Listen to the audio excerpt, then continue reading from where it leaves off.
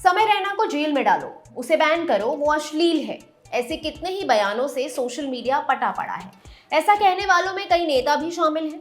India's got latent show में podcaster Ranveer Allahbadia के एक जोक पर विवाद इतना बड़ा कि अब समय रैना के सभी पुराने चुटकुलों को अश्लीलता के सामाजिक मानकों पर तोला जा रहा है।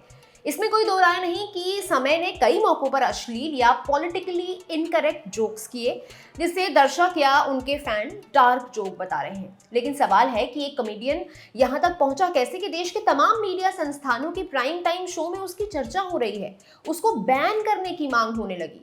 उनके बहाने डार्क ह्यूमर का तिया पांचा समझाया जा रहा है। कुछ लोग तो क्रिएटर्स के लिए सेंसरशिप लाने की भी मांग कर रहे हैं।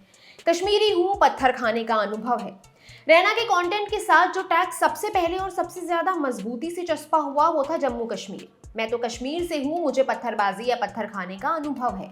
समय के ऐसे चुटकुले वायरल हुए। ऐसे चुटकुले हमेशा से बहस के केंद्र में रहे हैं। इस पर हंसने वालों और विरोध करने वालों की अपनी अपनी दलीलें हैं। बावजूद इसके जोक को पचा लिया गया। कारण ये भी रहा हो कि समय खुद भी जम्मू कश्मीर से ताल्लुक रखते हैं। उनका जन्म एक कश्मीरी पंडित परिवार में हुआ।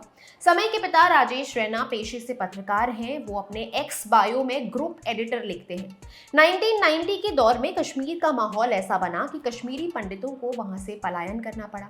समय रैना एक पॉडकास्ट में कहते हैं, जब मैं स्कूल में था मेरे पापा कहते थे कि कश्मीर में उस समय जो कुछ भी हुआ उसके कारण उनको वो जगह छोड़नी पड़ी, इसलिए उनकी पढ़ाई लिखाई ठीक से नहीं हुई।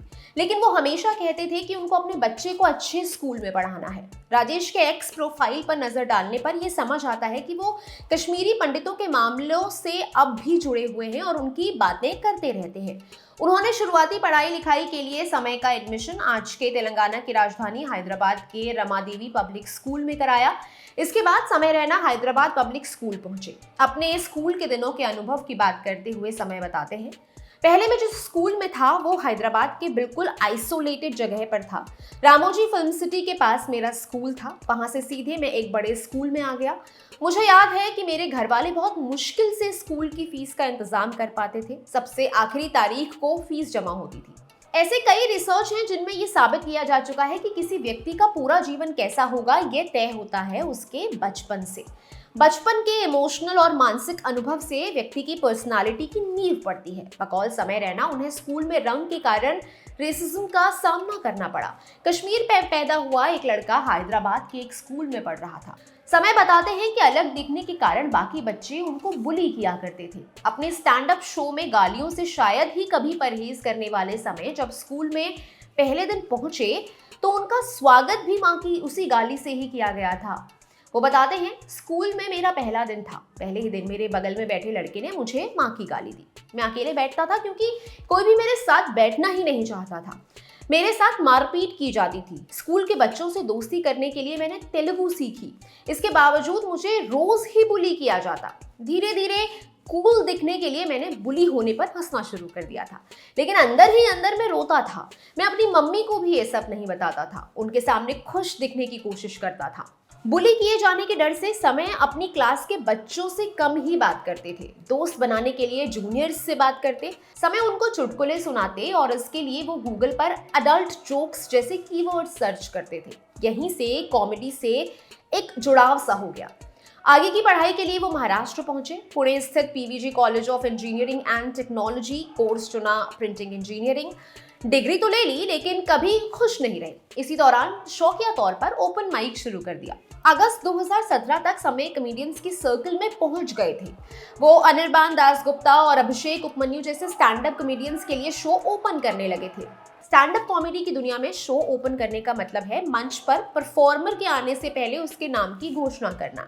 इस दौरान कुछ मिनटों के लिए चुटकुले सुनाने का मौका भी होता है। शो ओपन करते करते स्टैंड अप कॉमेडियंस के नेटवर्क में रैना की अच्छी पहचान हो गई और फिर उन्होंने पुणे से मुंबई का रुख किया। कॉमेडी की दुनिया में हाथ जो आजमाना था। 2019 में समय ने अमेज़न प्राइम पर आने वाले कॉमेडी शो कॉमिक्स्तान के सीजन 2 में हिस्सा लिया। तब तक देश में कॉमेडी के इस जॉनरा के लिए दर्शकों की ठीक ठाक संख्या तैयार हो गई थी। समय ने शो में भी डार्क और अश्लील कॉमेडी का तड़का लगाया। देश में तब भी ऐसा करने वाले कई कॉमेडियंस थे और अब भी हैं। बहरहाल समय रैना ने ये शो जीत लिया। इसके बाद देश दुनिया में उनके शोज होने लगे। 2019 में उन्होंने मैं समय हूं नाम का शो किया। फिर आया साल 2020। दुनिया को एक महामारी ने जकड़ लिया। लॉकडाउन लगा था, किसी भी तरह के शो पर रोक थी। एआईबी शुरू करने वाले तन्मय भट्ट ने समय को एक यूट्यूब चैनल बनाने और उस पर शतरंज खेलने की सलाह दी। समय ने ऐसा ही किया। बहुत ही कम समय में लोगों ने उनके लाइव स्ट्रीम को देखना और उससे जुड़ना शुरू कर दिया। शतरंज खेलते वक्त अपने अंदाज में चुटकुले भी सुना दिया करते थे। शतरंज वो भी कॉमेडी के तड़के के साथ। ये हिट फॉर्मूला बन गया। समय इनोवेट करने लगे, चैरिटी तक के लिए पैसा जुटाया। चैनल पर नामी गिरामी लोग आने लगे। क्रोएशियाई शतरंज खिलाड़ी एंटोनियो रेडिक से लेकर इंडियन ग्रैंड मास्टर विदित गुजराती, उनकी पहचान एक सीरियस शतरंज खिलाड़ी के तौर पर होने लगी। फिर आया moment of glory. Grand master Viswanathan Anand उनकी लाइव स्ट्रीम का हिस्सा बने। इसके बाद हुई कॉमेडियन ऑन बोर्ड की शुरुआत। अब चेस खेलने के लिए कॉमेडियंस पहुंचने लगे। चेस को लेकर समय लगातार प्रयोग कर रहे थे। चेस टूर्नामेंट का आयोजन कराया, खुद का प्लेटफॉर्म bmsamay.com शुरू किया। फोकस हमेशा व्यूज पर था। वायरल होने के लिए वायरल लोगों का सहारा लेते। इतनी ख्याति मिल गई कि कॉमेडी छोड़कर फुल टाइम चेस प्लेयर बनने की सोचने लगे, वो भी ग्रैंड मास्टर। इससे पहले कि समय कॉमेडी छोड़ते, उनके 3 चुटकुले ने सोशल मीडिया पर एल्गोरिदम में जगह बना ली। पहला चुटकुला माँ की गाली से जुड़ा था। मौका था एक कॉलेज में परफॉर्मेंस का। समय मंच पर पहुंचे और बोले, ऑर्गेनाइजर्स ने कहा कि गाली नहीं देनी है वरना उनकी प्लेसमेंट रुक जाएगी, पर समय ने अपनी सुनी। मां की गाली देते हुए कहा कि वो किसी की प्लेसमेंट की चिंता नहीं करते। तालियों से पूरा ऑडिटोरियम गूंज उठा। दूसरा मौका तब था जब समय रैना मशहूर रैपर रफ्तार के साथ लाइव स्ट्रीम में थे। समय ने रफ्तार से पूछा, क्या आपके नाना नानी जिंदा हैं? मेरे नाना तो नींद में ही मर गए। इस पर रफ्तार ने कहा कि ये ज्यादा अच्छा है। इस पर समय ने कहा, नहीं, नाना ने तो आवाज लगाई थी, हम लोग नींद में थे। हास्य की दुनिया में इसी को डार्क कॉमेडी कहते हैं। मतलब कि उन विषयों पर चुटकुले बनाना जिसके बारे में लोग खुल के बात नहीं करते, जैसे मौत, periods, abortion, racism, trauma, depression, हादसा, तलाक आदि आदि। इस जॉनरा के साथ एक दिक्कत है जिसका बखान मशहूर लंगड़ा त्यागी ने कालजयी रचना ओमकारा में किया था। धागे के इधर डार्क कॉमेडी और धागे के उधर इनसेंसिटिव। कुल मिलाकर ये जॉनरा विद्वानों के बीच आज भी विमर्श का विषय है। तीसरा चुटकुला, 2000 रुपए के चक्कर में एक बच्चे का ट्रेन से कटकर मर जाना है। वो बोलते हैं, मैंने एक छोटे बच्चे को 2000 रुपए दिए। उसके लिए कुछ बच्चों में झगड़ा होता है। एक बच्चा प्लेटफॉर्म से नीचे गिर जाता है और उस पर ट्रेन चढ़ जाती है। अब आती है असली डार्क लाइन, मेरे 2000 वसूल हो गए। इतना मजा कहाँ मिलता। इंटरनेट ट्रेंड्स को देखें तो वायरल होना किसी भी कॉमेडियन के करियर के लिए बड़ा मौका होता है। समय के इन चुटकुलों के मीम्स कटने लगे, खूब कटे, ग्राफ बढ़ गया, किंग ऑफ डार्क कॉमेडी का लेवल चस्पा कर दिया गया। हालांकि समय की राय अलग है। वो कहते हैं, मैंने कभी नहीं कहा कि मैं डार्क कॉमिक हूं, लेकिन इन 3 चुटकुलों की वजह से मुझे ये लेवल मिल गया। मेरे लिए डार्क का मतलब है चुल, यानी एक्सट्रोवर्ट होना, मतलब कि बिना किसी हिचकिचाहट कुछ भी कह देना। बहरहाल चेस का खेल धीमा हो गया और कॉमेडी का तेज। समय रोस्ट कॉमेडी में भी हाथ आजमाने लगे, मतलब कि किसी का मजाक उड़ाना उसी के सामने। जून 2024 में कॉमेडियन आशीष सोलंकी ने एक यूट्यूब वीडियो रिलीज किया। वीडियो उनके show pretty good roast show का था। कुशा कपिला भी पहुंची थी। रोस्ट ही रोस्ट का माहौल था। बारी आई समय रैना की और ये रोस्ट काफी पर्सनल हो गया। उन्होंने कुशा को गोल्ड डिगर कहा, उनकी बॉडी पर कमेंट किया, उनके तलाक का मजाक बनाया। शो से ज्यादा समय वायरल हो गए, उनकी आलोचना होने लगी। वैसे विवाद के बाद वीडियो से वो हिस्सा काट दिया गया। लगभग 1 महीने बाद कुशा ने इस पर अपनी चुप्पी तोड़ी और कहा कि वो वहां दोस्ती के नाते गई थी और उनको बिल्कुल भी अंदाजा नहीं था कि ऐसा होगा। मौजूदा गूगल ट्रेंड्स के आंकड़े देखें तो यही प्रतीत होता है कि समय रैना का नाम कुशा कपिला विवाद से हमेशा के लिए जुड़ गया है। आशीष सोलंकी के रोस्ट शो से समय बदनाम तो हुए, लेकिन उनका नाम भी हुआ। उन्होंने इस कल्चर को आगे बढ़ाया और इस बार आम लोगों के रोस्ट होने की बारी थी। 14 जून 2024 को इंडियाज गॉट लेटेंट का पहला एपिसोड आया। कुछ ही दिनों में ये वीडियो यूट्यूब के ट्रेंडिंग सेक्शन में चला गया। चर्चा होने लगी तो ये बात भी सामने आई कि ये एक अमेरिकन शो किल टोनी की नकल है। दूसरा एपिसोड आया, तीसरा आया और पूरा सोशल मीडिया उनके एपिसोड्स के क्लिप्स से भर गया। एपिसोड्स ट्रेंड होना आम बात हो गई। सोशल मीडिया पर शो के अलग अलग हिस्सों पर चर्चा होने लगी। रोस्ट करने की जिम्मेदारी सिर्फ समय की नहीं थी। हर एपिसोड के लिए जजों का नया पैनल रहता जो रोस्ट करते और खुद भी रोस्ट होते। कॉमेडी के धुरंधर बैठते, म्यूजिक इंडस्ट्री के साथ बॉलीवुड का तड़का भी लगता। रैपर बादशाह, एक्टर सिद्धांत चतुर्वेदी, अनुभव सिंह बस्सी, तन्मय भट्ट, रैपर रफ्तार जैसे लोग आए। वायरलिटी का भी ध्यान रखा गया। राखी सावंत, दीपक कलाल, पूनम पांडे और उर्फी जावेद को भी जगह मिली। लोग यहाँ आते और 1 मिनट के समय में जोक सुनाते, गाना गाते, कविता सुनाते, डांस करते, कुछ लोग तो कुछ भी कर देते। इसके बाद शुरू होता कंटेंट बनाने का काम। शो के जज परफॉर्मर्स को ग्रिल करते, उनका मजाक बनाते। परफॉर्मर्स को भी ये अंदाजा होता कि उनके साथ ही सब होना है, इसलिए कई मौकों पर वो भी तैयार दिखते। रोस्ट कॉमेडी के साथ डार्क कॉमेडी और गालियों वाले चुटकुले परोसे जा रहे थे। अमूमन अपने प्लेटफॉर्म पर नपातुला बोलने वाले जज भी इस मंच पर कुछ ज्यादा ही खुल जाते। सबसे बड़ा उदाहरण तो रणवीर इलाहाबादिया का ही है। एक उदाहरण गायक राहगीर का भी है। मीम्स काटने वालों ने भी कोई मौका नहीं छोड़ा। किसी भी बात पर बैकग्राउंड म्यूजिक लगाया और वायरल इंडस्ट्री में योगदान कर दिया। मसलन कि एक लड़की ने बॉलीवुड अभिनेत्री दीपिका पादुकोण के डिप्रेशन पर चुटकुला कहा, वो भी वायरल हो गया।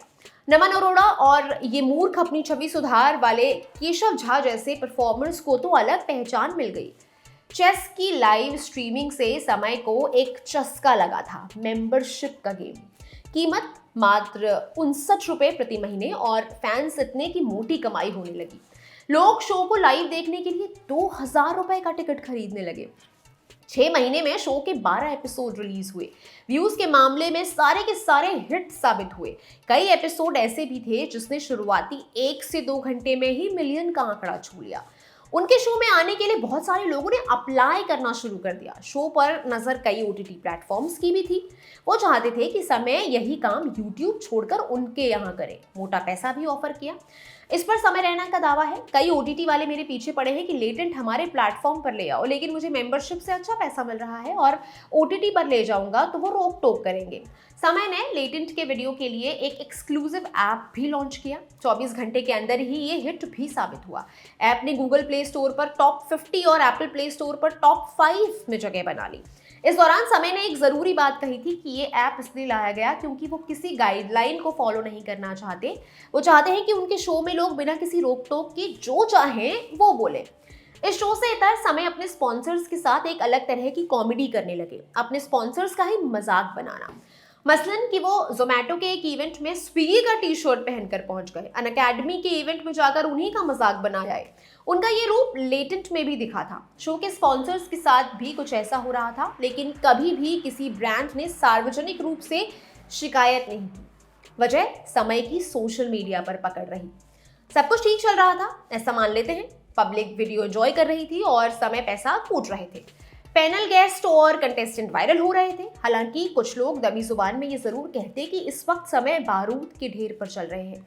समय ने जिस शो को नकल करके बनाया था, रणवीर इलाहाबादिया ने उसी शो पर एक चुटकुले की नकल कर दी। इलाहाबादिया ने YouTube channel truth and drunk पर आने वाले ओजी क्रू शो से एक जोक कॉपी किया और उसे हूबहू समय रैना के शो में सुना दिया। बस यही बवाल शुरू हो गया। इलाहाबादिया मूल रूप से कॉमेडियन नहीं है। उन्होंने माफी भी इसी तर्क को आधार बनाकर मांगी। अब हम आपको उसी जोक का मिलता जुलता वर्जन पढ़ाते हैं। मशहूर कॉमेडियन कपिल शर्मा ने जो सुनाया वो जोक कुछ ऐसे थे। कई तो इतने शौकीन होते हैं, सुबह 2 बजे ही उठ जाते हैं क्रिकेट देखने के लिए। क्रिकेट का मैच शुरू होना होता है 4 बजे, फिर ये माँ बाप की कबड्डी देखकर सो जाते हैं। कुल मिलाकर जिसका जो काम वो उसी को भाए। पर मामले ने तूल पकड़ लिया था। नेशनल हेडलाइन तब बनी जब 2 राज्यों के मुख्यमंत्रियों की एंट्री हुई। फिर social media, main stream media और पुलिस सब अपना अपना रोल बखूबी निभाने लगे। महाराष्ट्र के मुख्यमंत्री देवेंद्र फडणवीस और असम के सीएम हिमंता बिस्वा शर्मा की आलोचना के बाद समय रैना, रणवीर इलाहाबादिया सहित कई शो से जुड़े लोगों पर कई मामले दर्ज हो गए। अलग अलग राज्यों में इनके खिलाफ एफआईआर कराई गई। कॉमेडियन सुनील पाल ने तो एक टीवी डिबेट में चिल्ला चिल्ला कर कहा कि समय रैना एक शैतान है। इलाहाबादिया ने माफी मांगी। बाद में समय रैना ने भी एक बयान जारी किया और इंडियाज गॉट लेटेंट के सारे एपिसोड्स यूट्यूब से हटा लिए गए। लेकिन दोनों सोशल मीडिया के हीरो और मीडिया के विलन कहा रहे थे। बहुत दिनों बाद कॉमेडियन और कॉमेडी पर इतनी चर्चा हुई है। हमने कपिल शर्मा की कॉल वाली गाली गलौच देखी, मुनव्वर फारूकी को जेल जाते देखा, वीरदास के 2 इंडिया पर हुआ बवाल देखा, लेकिन मामला कानून बनाने तक नहीं पहुंचा, बात संसद तक नहीं पहुंची।